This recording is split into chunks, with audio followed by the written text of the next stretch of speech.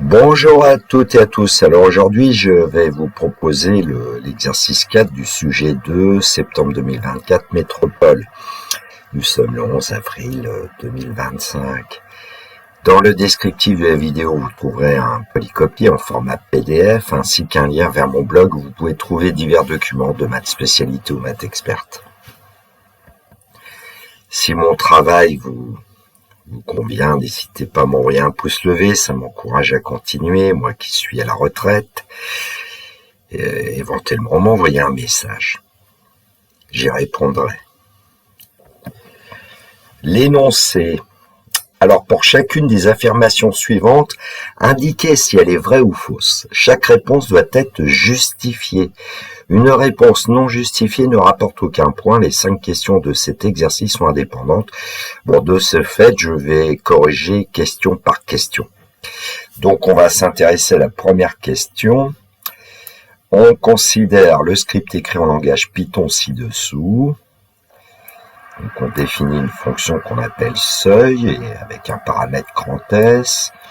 Petit n prend la valeur 0, petit u prend la valeur 7. Tant que u est strictement inférieur à s, n prend la valeur n plus 1.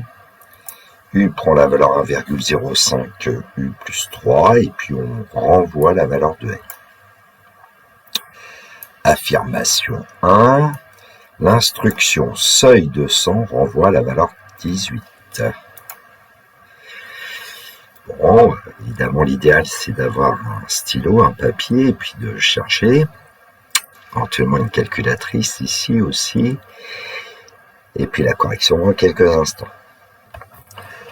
Alors la question 1, on considère le script écrit en langage Python ci-dessous, donc vous le voyez.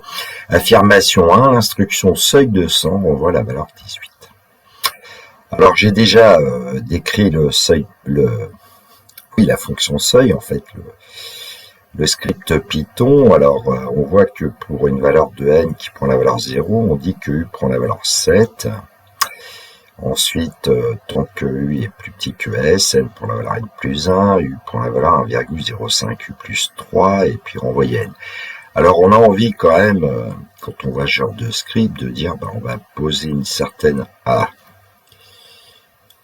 une certaine valeur u0, qui vaut 7, vu les deux premières instructions, c'est-à-dire l'initialisation. Et puis ensuite, quand on regarde un petit peu ce qui se passe dans la boucle tant que, n prend la valeur n plus 1 et finalement on modifie la valeur de u. Donc on va considérer la ligne u prend la valeur 1,05 u plus 3 pour dire qu'on peut peut-être définir un plus 1 égale 1,05 un plus 3. Évidemment, pour tout entier n dans grand N. On va considérer que c'est vrai, quel que soit n appartenant à grand N. Et ainsi, on a défini une suite récurrente qui s'appelle d'ailleurs une suite arithmético-géométrique parce qu'elle est de la forme, ici, un plus 1 égale AUN plus B.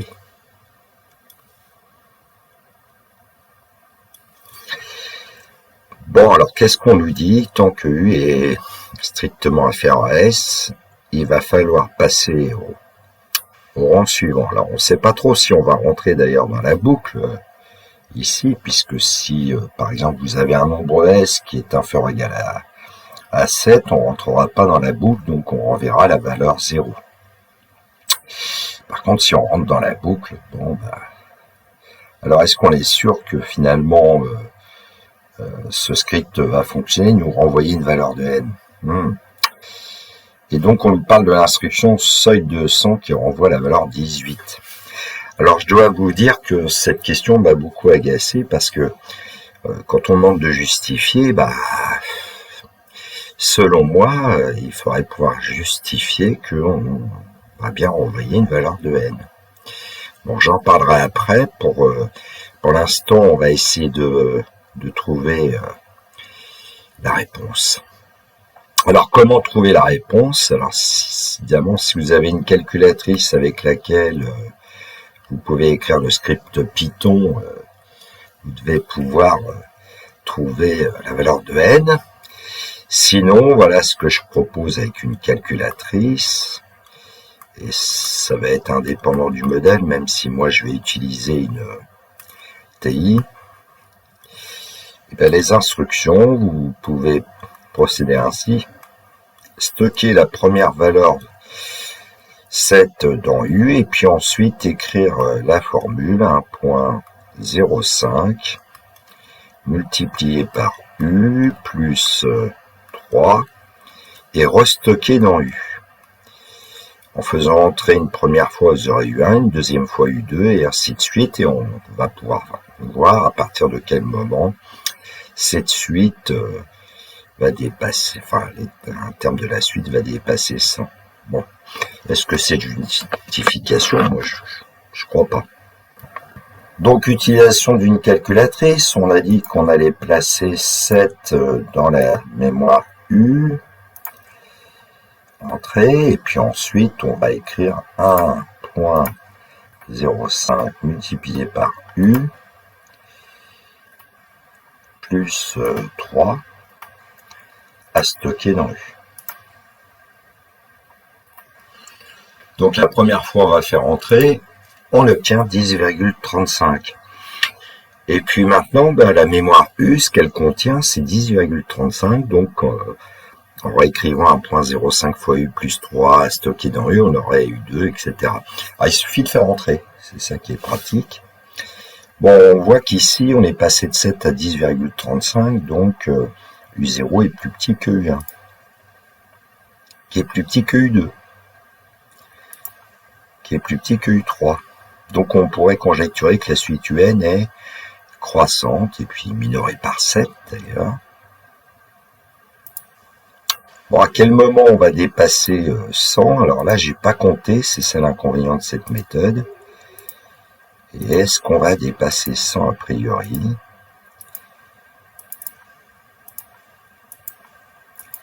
Visiblement, voilà, c'est fait. Alors, en fait, on va dépasser 100 effectivement à partir du rang 18. Alors, on va écrire la valeur de U17, environ 93,57, et puis U18, 101,24 environ.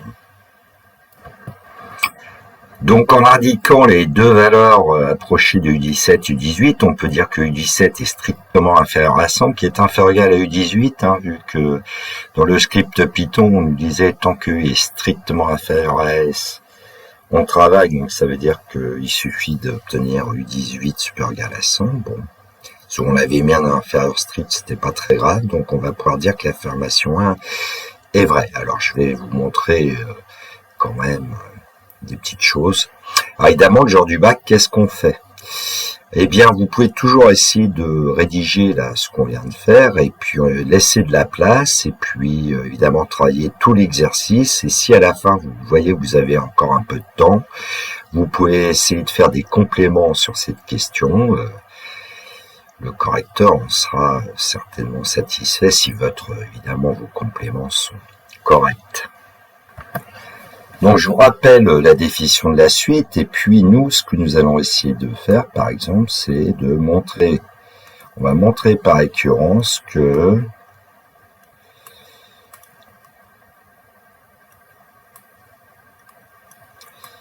eh bien, pour tout n appartenant à grand N,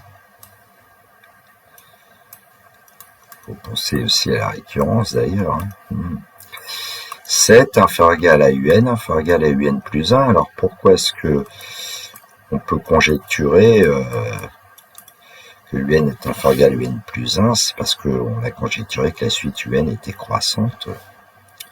Donc voilà. Alors étape 1, initialisation.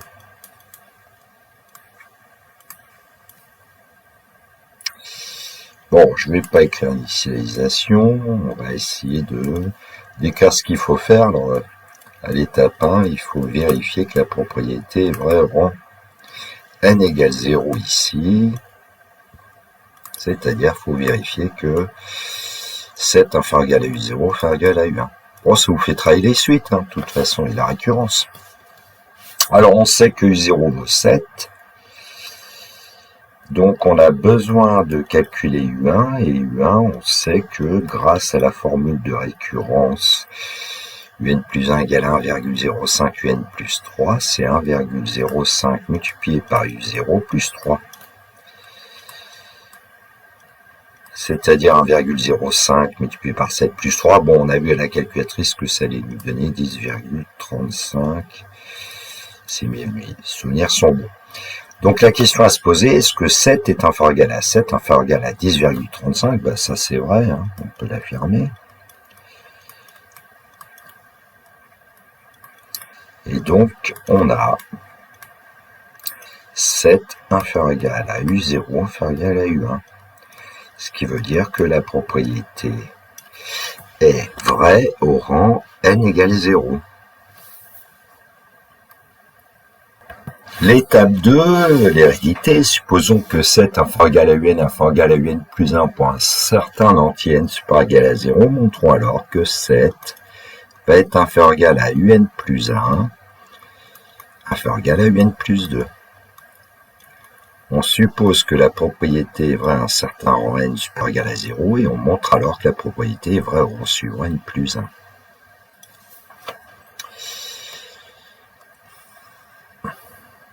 Alors évidemment, la question à se poser dans l'hérédité, c'est comment peut-on passer du rang n au rang n plus 1? Comment peut-on passer de, j'ai envie de vous l'écrire ici, de un à un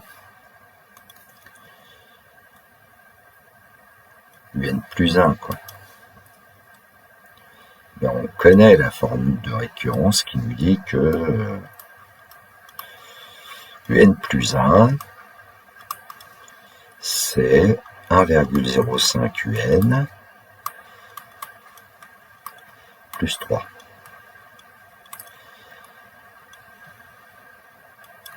Donc à partir de UN, on va multiplier par 1,05, ensuite on va ajouter 3 et on aboutira bien à UN plus 1. Voilà pour les idées.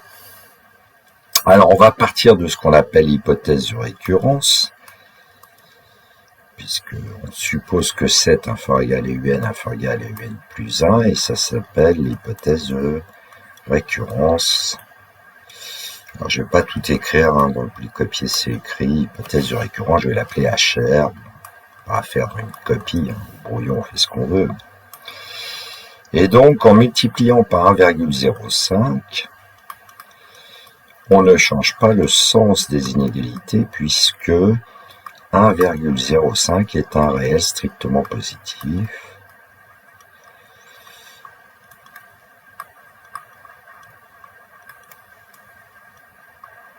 Et ensuite, on a dit qu'on allait ajouter 3. Donc 1,05 fois 7, que je ne vais pas calculer pendant l'instant, plus 3. Mais en fait, c'est U1. Donc on l'a déjà calculé, c'est 10,35. Là, j'ai commis une petite erreur, hein, c'est 1,05 UN plus 3 est inférieur ou égal à 1,05 U1 10, attention à bien écrire en dessous de la ligne N plus 1 plus 3. Et donc 10,35 va être inférieur ou égal à, bah justement ici on a écrit UN plus 1 en fait. Et puis comme ici on a écrit 1,05 UN plus 1 plus 3, c'est qu'on obtient le terme suivant de la suite. Donc partant de UN plus 1, on arrive à UN plus 2 et c'est exactement ce qu'on voulait démontrer. Et donc on va avoir la suite UN qui est minorée par 7 et qui est croissante. Voilà, donc je vous l'ai écrit, hein, la suite UN est minorée par 7, la suite UN est croissante, grâce à ce que on vient d'obtenir. Alors évidemment, la question qui se pose, c'est de savoir est-ce que la suite UN aura une limite ou pas. D'ailleurs, on sait que si la suite UN est croissante majorée, alors elle a une limite finie, sinon elle a une limite infinie. Alors ici, c'est un peu particulier, puisque on a vu que les termes de la suite avaient l'air d'augmenter aussi, d'être aussi grand qu'on veut. Donc on va essayer de démontrer que la suite UN a pour limite plus infini. Alors comment on va faire? On va faire une sorte de raisonnement par l'absurde. On va supposer que la suite UN a une limite finie et puis on va voir que ça ne peut pas coller. Alors allons-y. Supposons que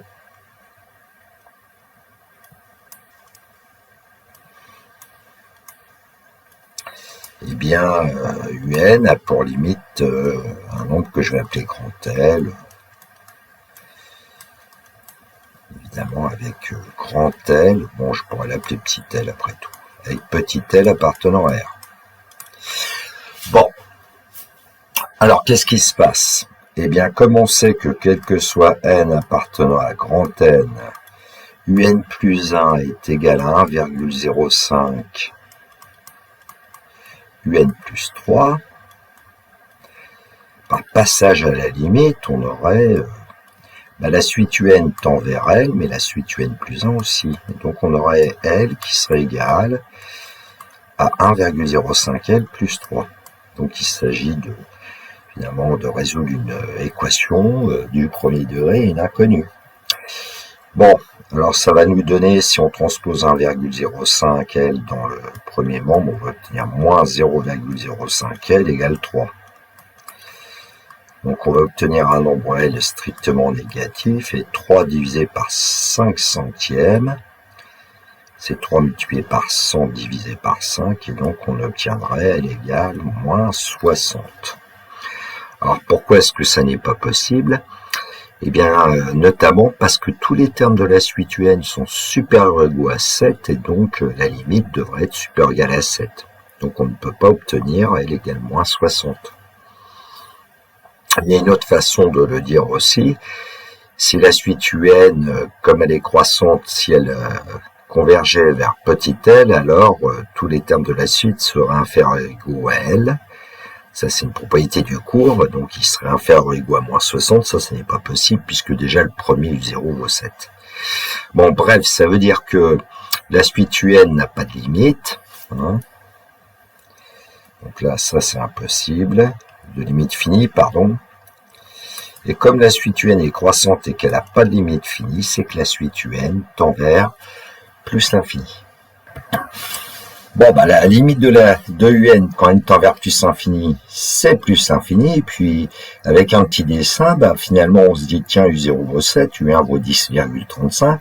Et comme UN tend vers plus infini, eh bien, à un moment donné, il y aura bien un terme de la suite, de sorte que ce terme dépassant. Et donc, ici, il y a forcément un terme de la suite, je vais l'appeler UK-1, par exemple, et puis ici, UK. Bon, et puis du coup, avec ce qu'on avait trouvé, on avait vu que c'était U17 qui était plus petit que 100, plus petit d'ailleurs que U18, et puis donc voilà, c'est justifié là. Alors vous trouverez dans mon polycopier un bonus où on va montrer d'une autre façon qu'effectivement c'est à partir du rang 18 que tous les termes de la suite UN sont supérieurs à 100 en utilisant une suite auxiliaire. Bon, je vais pas le faire parce que sinon la vidéo serait beaucoup trop longue. Question 2, soit grand Sn la suite définie pour tout entier naturel n par Sn égale 1 plus 1 cinquième plus 1 divisé par 5 au carré plus etc. plus 1 divisé par 5 puissance n. Affirmation 2, la suite Sn converge vers 5 quarts.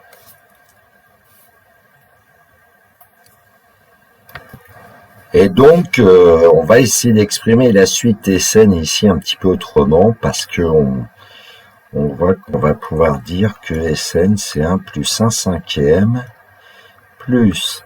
Alors 1 divisé par 5 au carré, c'est aussi 1 au carré divisé par 5 au carré, c'est-à-dire c'est aussi 1 cinquième, le tout à la puissance 2.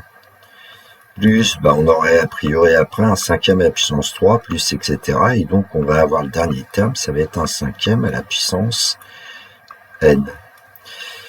Bon, petite précaution en général, c'est d'avoir le nombre de termes quand même. Donc ici, on voit que de 2 à n, il y en a n-1, plus celui-là, ça fait n. Donc en fait, il y a n plus 1 terme ici.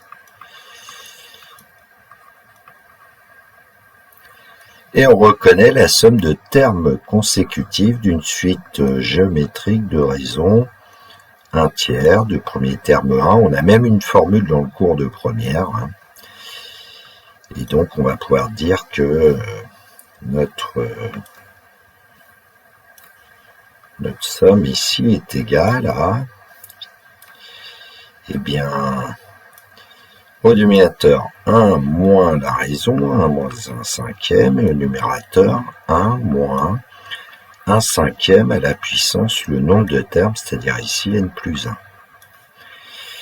Bon, alors c'est toujours un petit peu... bon, au niveau des calculs, c'est parfois un petit peu gênant parce que le 1 moins 1/5, c'est 4/5 au numérateur. Voilà, ça vaut 4/5. Et l'inverse de 4/5, c'est 5/4. Donc en fait, on va trouver 5/4 multiplié par le numérateur 1 moins 1/5 à la puissance n plus 1. Bon, sinon, si je n'ai pas été clair, vous pouvez toujours dire que ça s'écrit 1 sur 1 moins 1/5 multiplié par 1 moins 1/5 à la puissance n plus 1. En fait, on détache entre guillemets le numérateur du dénominateur pour pouvoir faire ses calculs. Et puis, ici, ce nombre-là, c'est 5/4. Alors, on nous demande de voir si la suite SN converge vers 5/4. Donc, en fait, ici, on va avoir besoin de connaître la limite de la suite 1/5 à la puissance n plus 1. C'est aussi 1/5 multiplié par 1/5 à la puissance n. Et puis, on sait trouver la limite de cette suite, en fait. Alors, comme 1/5 est strictement compris entre moins 1 et 1, on sait d'après le cours qu'à ce moment-là, la limite quand n tend vers plus l'infini de 1/5 à la puissance n, comme 1/5 à la puissance n plus 1, puisqu'on multiplie par 1/5, c'est 0. Et donc, la limite quand n tend vers plus l'infini de 1 moins 1/5 à la puissance n plus 1 va être égale à 1. Et en multipliant par 5/4, on va pouvoir dire que la limite quand n tend vers plus l'infini de Sn est égale à 5/4. Donc l'affirmation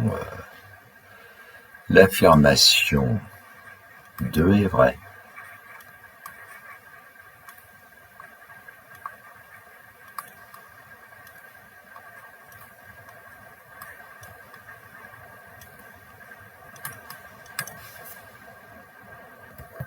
Question 3, affirmation 3. Dans une classe composée de 30 élèves, on peut former 870 binômes de délégués différents. Donc, affirmation 3, dans une classe composée de 30 élèves, on peut former 870 binômes de délégués différents. Alors, bon, il y a différentes façons de présenter les choses. Bon, je vais vous dire, par exemple, soit grand E, l'ensemble des 30 élèves.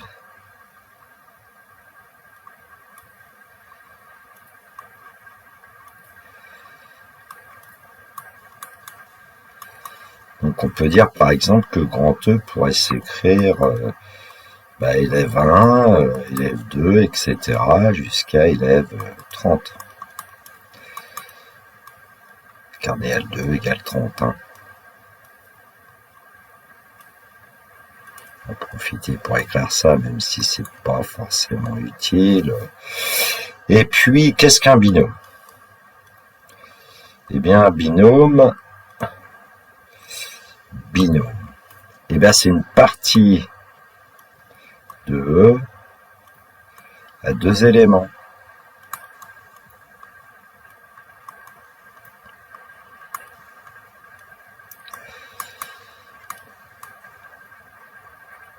Par exemple, un binôme, c'est l'élève I et l'élève J. Évidemment, qu'est-ce que c'est que ces indices I et J avec I qui est différent de J, et puis on sait que I et J sont compris entre 1 et 30 ici. J'ai écrit un petit peu autrement dans le corrigé, plutôt en français dans le corrigé, d'ailleurs c'est peut-être mieux. Et donc, qu'est-ce qu'on cherche en fait, nous? C'est le nombre de parties de E à deux éléments. Voilà, donc le nombre de binômes de délégués différents, c'est aussi, on cherche le nombre de parties à deux éléments.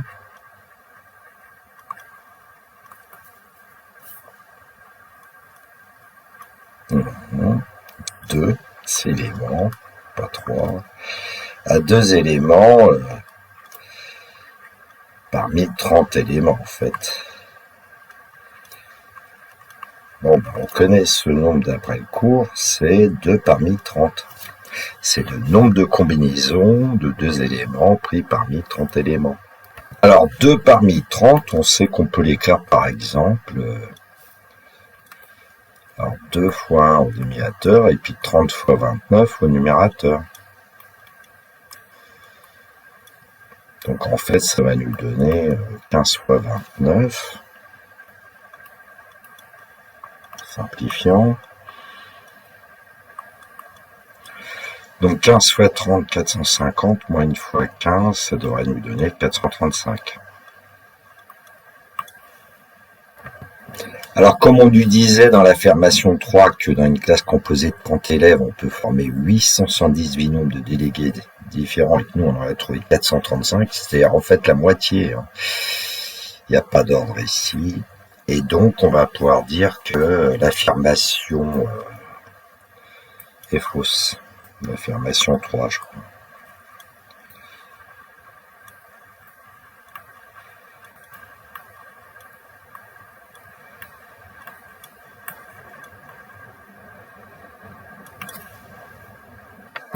Alors, quatrième question, considère la fonction petit f définie sur l'intervalle 1 plus l'infini fermé en 1 par f de x égale x facteur de ln de x au carré. Affirmation 4, l'équation f de x égale 1 admet une solution unique dans l'intervalle 1 plus l'infini.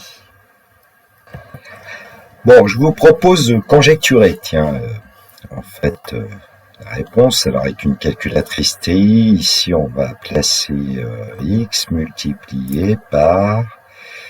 Alors, ln de x, alors sur une calculette en général, il y a une parenthèse qui, évidemment,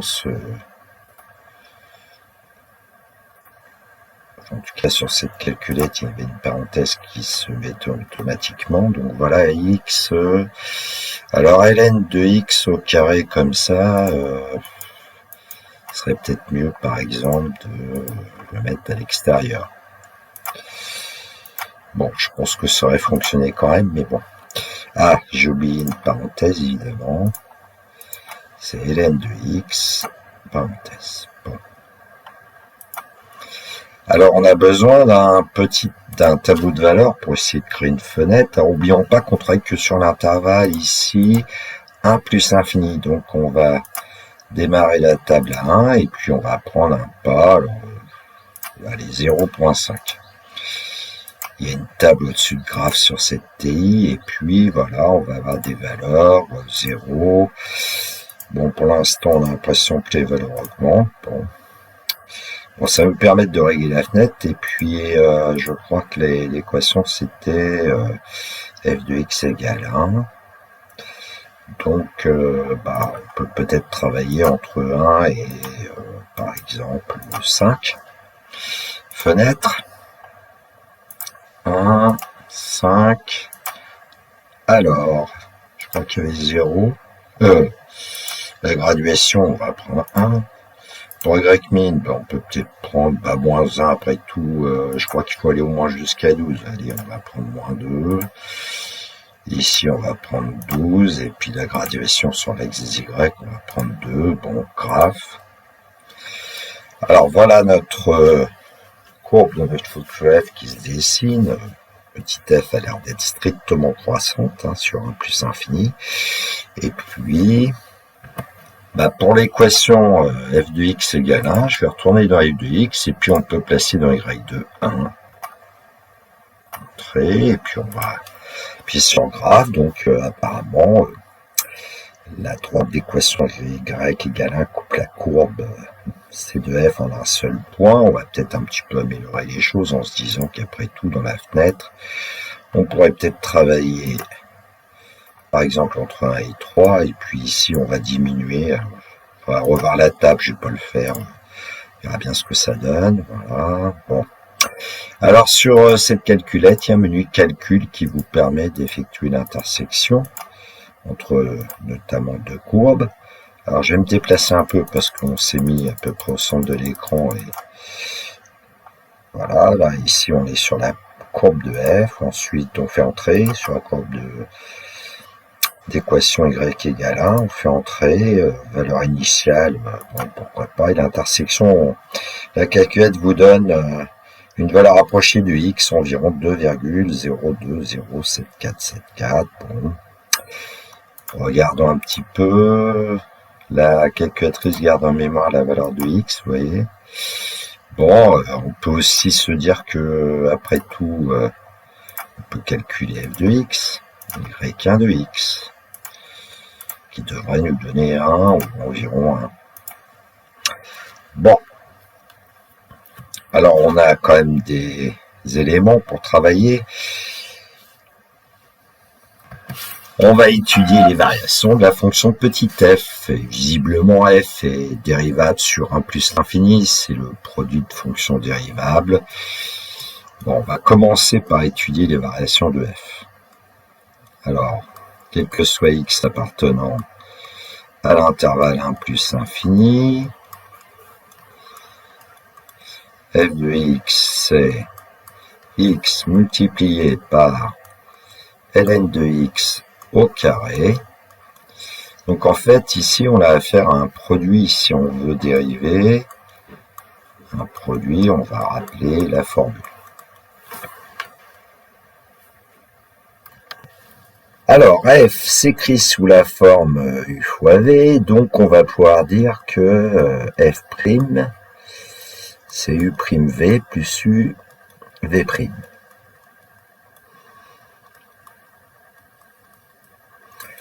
Alors, petit u, ça sera ici petit x, donc u' égale 1. Alors, on devrait dire u de x égale x, donc u' de x égale 1.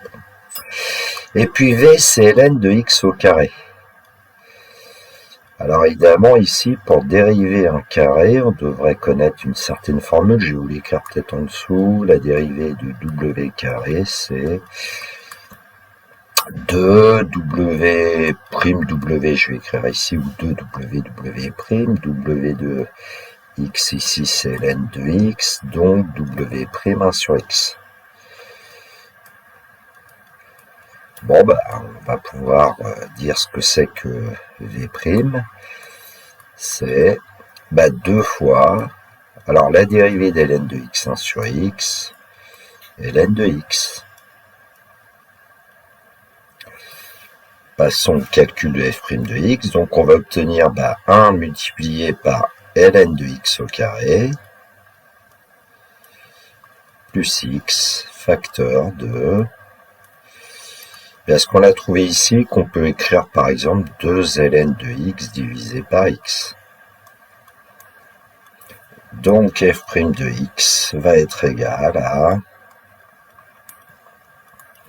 Alors, ln de x au carré, plus, on va avoir une simplification par x, donc 2 ln de x, et on va continuer un peu le calcul pour pouvoir accéder assez facilement au signe de f' de x en mettant ln de x en facteur. Donc on a un produit ln de x multiplié par ln de x plus 2, et ce produit, il faudra étudier son signe sur l'intervalle 1 plus infini. On peut par exemple s'intéresser au premier facteur, ln de x, on connaît normalement le signe de ln de x, et puis on sait que si x égale 1, alors ln de x c'est ln de 0, donc c'est 0. Et puis si x est plus grand que 1, alors ln de x est plus grand que ln de 1, et donc ln de x est plus grand que 0. Bon, voilà pour le premier facteur. Et puis pour le deuxième facteur, ln de x plus 2, ce qu'on vient de faire, c'est intéressant, parce que si x est supérieur ou égal à 1, alors on peut dire que ln de x est positif, et donc ln de x plus 2 est supérieur ou égal à 2, et ça veut dire que ln de x plus 2 est aussi strictement positif. Donc en fait, f' de x a le même signe que ln de x. On va pouvoir dresser le tableau de variation de notre fonction f. Donc, on a petit x qui appartient à l'intervalle 1 plus l'infini, f' de x. Alors attention, en 1, ça prend quand même la valeur 0. Et puis ensuite, sur 1 plus l'infini, f' de x est strictement positif. Et donc f est forcément une fonction strictement croissante sur 1 plus l'infini. On a besoin de calculer f de 1. Alors comment calculer f de 1 on reprend l'expression. Alors, la limite en plus infini aussi. Bon. Calculons f de 1, donc c'est 1 multiplié par ln de 1 au carré. Mais comme ln de 1 vaut 0, on va obtenir 0.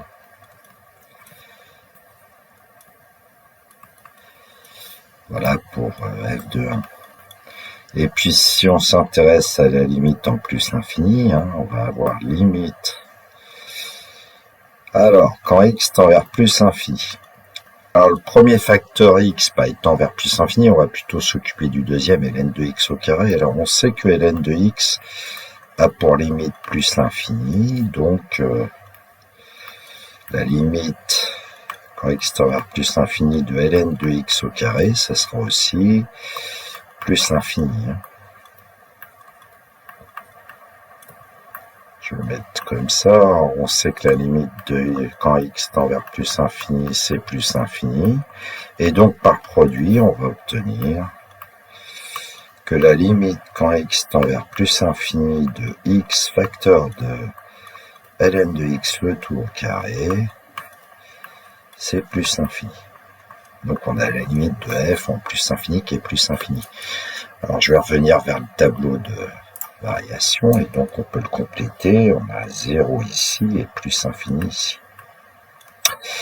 Bon, alors d'après ce tableau de variation, on va passer par la valeur 1 ici au niveau des images, et donc il y aura pour le nombre 1 forcément un unique antécédent qu'on peut appeler alpha. Donc l'équation f de x égale 1 possède bien une solution unique dans l'intervalle 1 plus l'infini.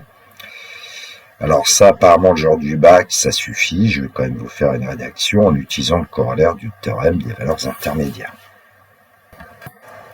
Alors la rédaction, on a besoin de surtout de 4 points essentiels. Le premier point, f est dérivable sur l'intervalle 1 plus l'infini, donc f est continue sur l'intervalle 1 plus l'infini. Deuxième point, f est strictement croissante sur 1 plus l'infini. L'image par f de 1 plus infini et 0 plus infini. On l'a sur le tableau de variation, on peut le lire. Et le RL1 appartient à 0 plus infini. Donc je vais faire apparaître le RL1 qui appartient à l'ensemble d'arrivées. Et puis on peut toujours donner son antécédent ici par f qu'on va appeler alpha. Après, il faut conclure. D'après le corollaire du théorème des valeurs intermédiaires, l'équation de x égale 1 possède une solution unique alpha dans l'intervalle 1 plus infini, donc l'affirmation 4 est vraie. L'affirmation 5, intégrale de 0 à 1 de x exponentielle moins x dx égale e moins 2 sur e. Alors ici, évidemment, il faut penser à dire que derrière l'intégrale, on a un produit de fonction, et donc on peut penser à une intégration par partie. Donc on va utiliser une intégration par partie.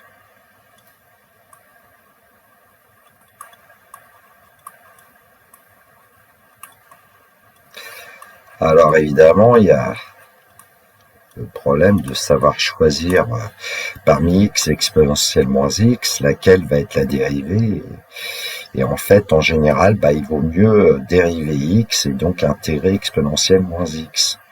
Donc je vais poser par exemple u de x égale x, donc u' de x égale 1. Et puis v' de x égale exponentielle moins x, et une primitive d'exponentielle moins x, c'est moins exponentielle moins x. Évidemment, on pourra rajouter une constante, petit c, mais ici on la prendra égale à 0. Et donc, l'intégrale de a à b, si je prends de réel a et b, de u de x, v' de x.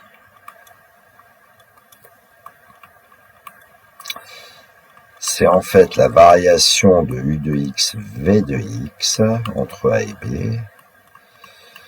C'est un v, là, entre a et b, moins l'intégrale de a à b de, eh bien ici, on a u' de x, v de x.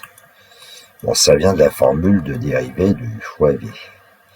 Alors, il y a des conditions, on aurait besoin de vérifier que les fonctions u et v sont dérivables sur l'intervalle considéré ici, 0, 1, ça marche, et puis aussi que les fonctions u' et v' sont continues, et en fait, ici, les fonctions u' et v' sont même dérivables sur 0, 1, donc elles y sont continues.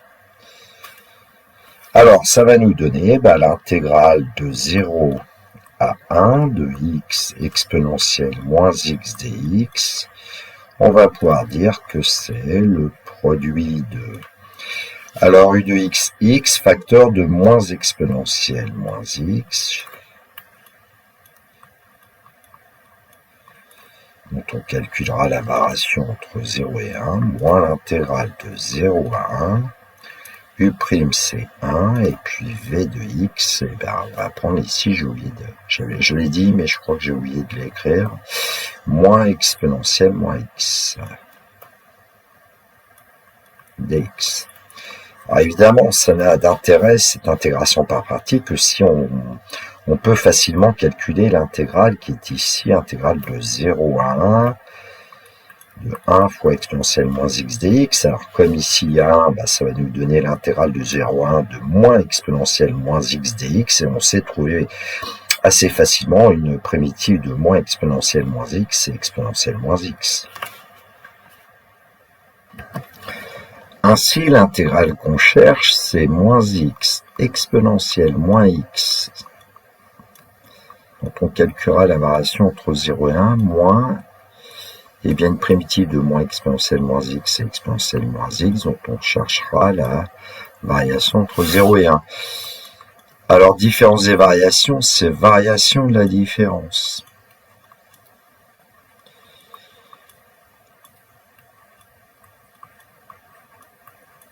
Attention, il y a un moins là. Et donc, on va pouvoir mettre, par exemple, l'exponentielle moins x en facteur et même moins. Et donc, on va obtenir moins x plus 1, facteur de l'exponentielle moins x, dont on va chercher la variation entre 0 et 1. Alors, pourquoi j'ai procédé comme ça? C'est pour une raison simple, c'est que si vous considérez cette fonction moins, entre parenthèses, x plus 1 exponentielle moins x, ça doit être une primitive de x exponentielle moins x. Et donc, on a un outil de vérification en essayant de dériver la fonction que j'ai coloriée ici en bleu. On doit trouver la fonction que j'ai coloriée en rouge. Bon, à faire éventuellement pour se dire, est-ce que on s'est pas planté quelque part, surtout qu'avec avec les signes moins, ça peut arriver vite. Bon, je vais pas faire la vérification pour l'instant, je verrai si j'ai encore un peu de temps. Et donc, maintenant, on va calculer. Alors, quand on remplace x par 1, ici, x plus 1 va nous donner 2, donc on va obtenir moins 2 exponentielle de moins 1. Moins, eh bien, moins, alors quand on remplace x par 0, x plus 1 nous donne 1, et puis exponentielle moins 0, ça nous donne 1. Donc, en écrivant un petit peu différemment, moins 1, on va l'écrire en premier, moins 1, moins 2, et puis puissance moins 1, par exemple, on peut dire que c'est 1 sur e. Ce qui fait qu'en mettant au même dénominateur, on va obtenir e moins 2, divisé par e, ce qui était le résultat donné. Et donc l'affirmation 5 est vraie. Allez, on va effectuer la vérification. Je vous ai dit que la fonction x associe moins x plus 1 exponentielle moins x devait être une primitive de la fonction de départ x exponentielle moins x. J'ai posé des g de x, f de x. Est-ce que g est une primitive de f sur 0,1? Eh bien, on prend g de x, on dérive et on essaye de trouver f de x. Alors ici, on va peut-être quand même préciser que je vais prendre moins entre parenthèses x plus 1 comme fonction u, et puis comme fonction v exponentielle moins x, et on va dériver u fois v. Je ne vais pas vous mettre les formules, on va essayer de le faire directement. La dérivée de moins x plus 1, c'est moins 1 qu'on doit multiplier par la deuxième fonction, plus, eh bien la première fonction c'est moins x plus 1 qu'on doit multiplier par la dérivée de la deuxième, qui est moins exponentielle moins x. Bon, pas très joli, mais enfin bon. Allez, donc g' de x égale, alors on a moins exponentielle moins x, et puis ici, avec les deux signes moins que nous avons ici, on pourrait mettre plus, donc en fait c'est plus x plus 1 exponentielle moins x.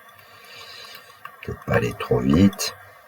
On va développer, ou bien on pourrait même factoriser exponentielle moins x. Bon, ici, en développant, ça marche, bon, peu importe.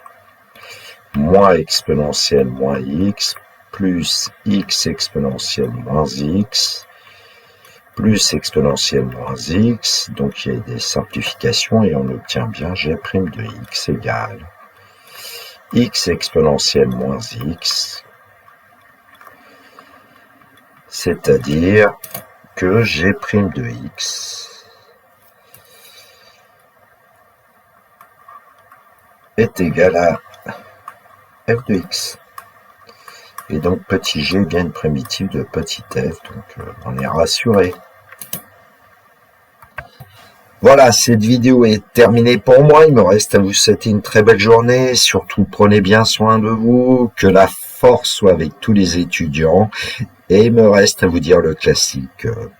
Au revoir.